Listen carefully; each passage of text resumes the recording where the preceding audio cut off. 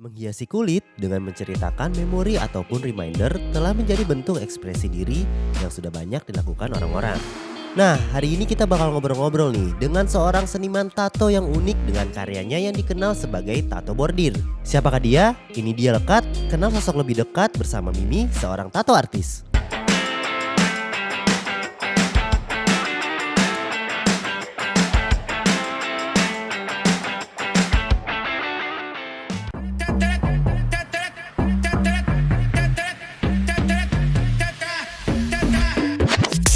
Halo. Halo.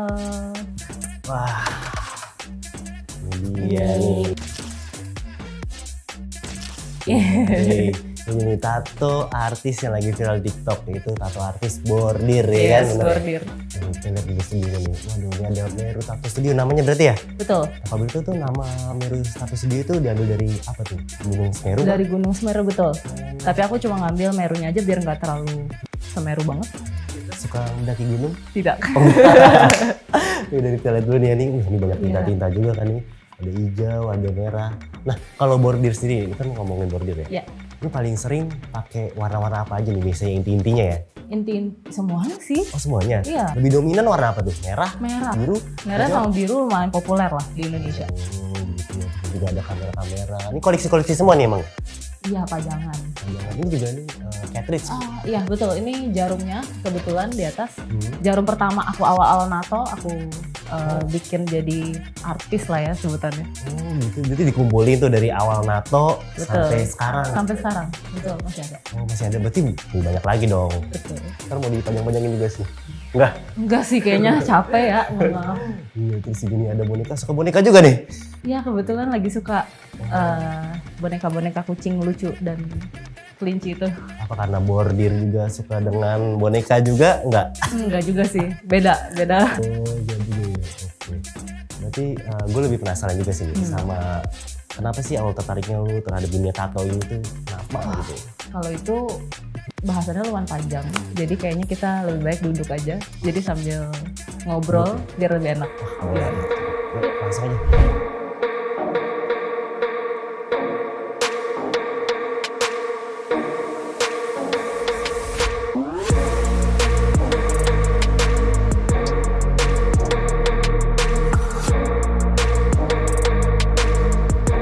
Banyak banget ya studionya. Ada, Terima terus ini kasih. juga nih banyak apa? Ini Bekas apa namanya? Stensil ya bilangnya? yes, betul. Stensil. Stensil. Dari awal. Cuma ini nggak up semua karena Oh, kayaknya bakal banyak banget sih. Oh, Aku gitu. masih banyak banget di masih banyak belakang. banget. Iya, Bordir-bordir juga ada ya? ada.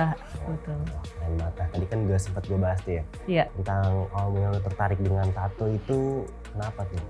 Sebenarnya balik lagi karena aku suka banget sama gambar. Hmm.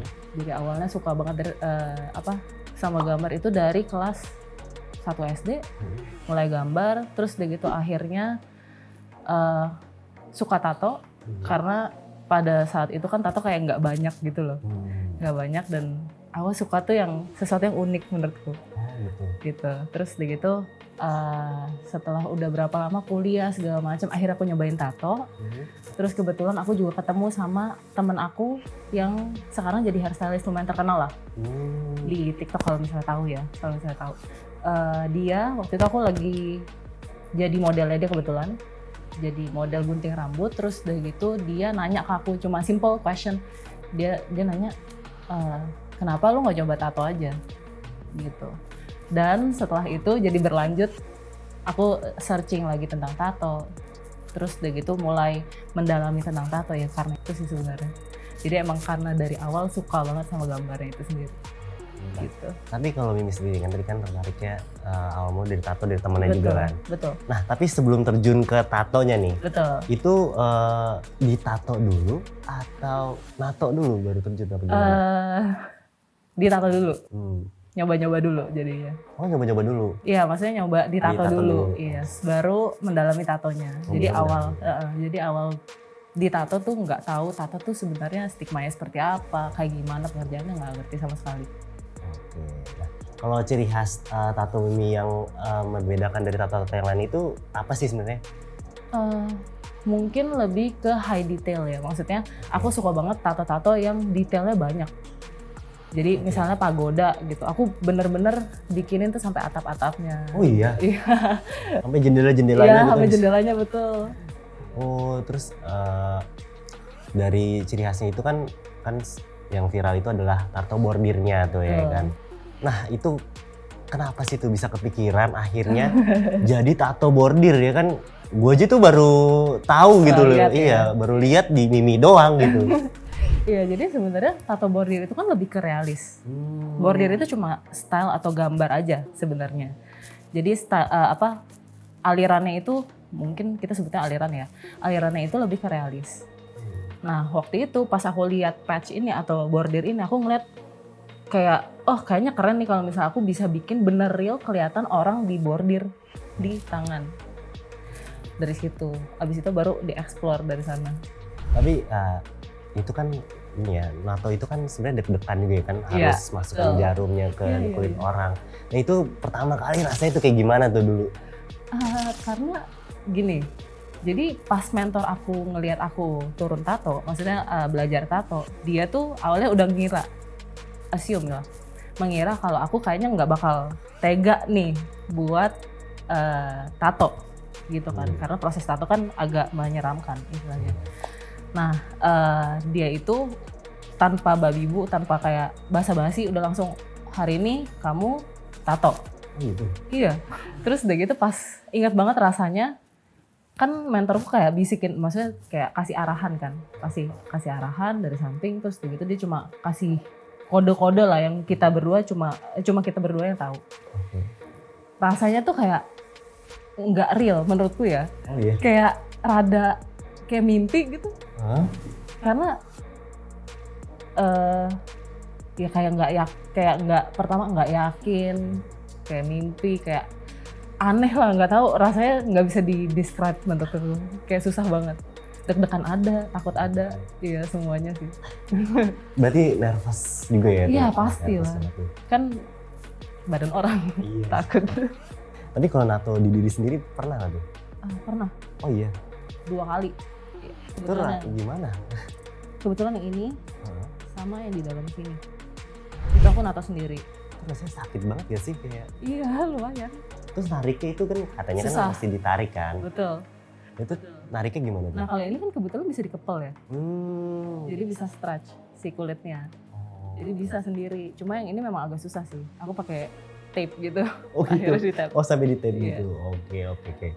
Tapi kalau dari Mimi sendiri ya, kalau untuk orang yang mau nato, itu pentingnya memperhatikan apa sih sebenarnya? Memperhatikan dari segi sterilnya atau mungkin? Sebenarnya paling penting, aku sih selalu ngomongin satu hal ke klienku. Udah yakin atau belum? Oh gitu ya? Iya. Harus yakin ya? Iya pasti. Udah yakin atau belum?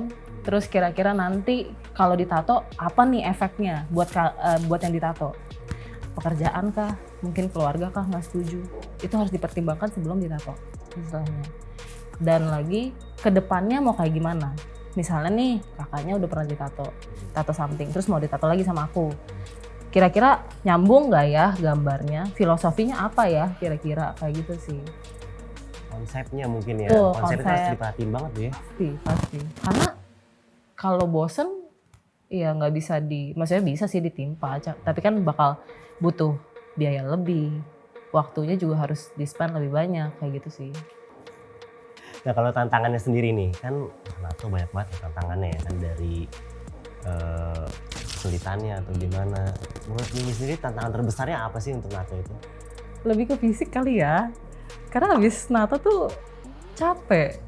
Lebih ke fisik sih, tantangannya mungkin lebih ke situ menurutku ya. Kalau misalnya tantangan tentang tatonya itu sendiri, nggak ada sih. Nggak ada? Menurut aku sih nggak ada. Wah, keren juga ya.